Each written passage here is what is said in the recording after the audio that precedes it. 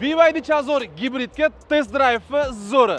Ishlab chiqaruvchi 100 kilometrga 308 litr sarf xarajat bo'ladi deb bergan bu ma'lumot to'g'riligini bugun tekshiramiz. Faqat bugungi eksperimentimizga ozgina o'zgartirish kiritamiz, ya'ni bugungi eksperimentimiz trassada 100 km/soat tezlikda bo'lib o'tadi. Hozir avtomobilimiz 502 km masofani bosib o'tgan, akkumulyator zarar hajmi esa 20% ni tashkil qiladi. Bugungi sinovimiz shartlarini qisqacha tushuntiraman. Ikkita yo'lovchi 166 kg, konditsioner o'chirilgan, ikkita oyna tushirilgan, maksimal tezlik 100 km/soatiga, yo'limiz tekis, ya'ni ortiqcha ko'tarilish va tushishlarsiz.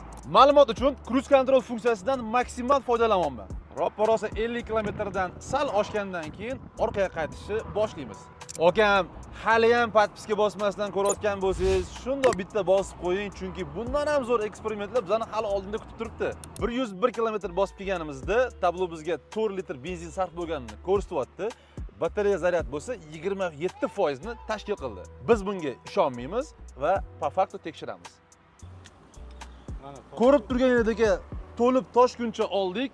Ko'rib turganingizdek, 408 litr benzin sarf xarajat bo'ldi.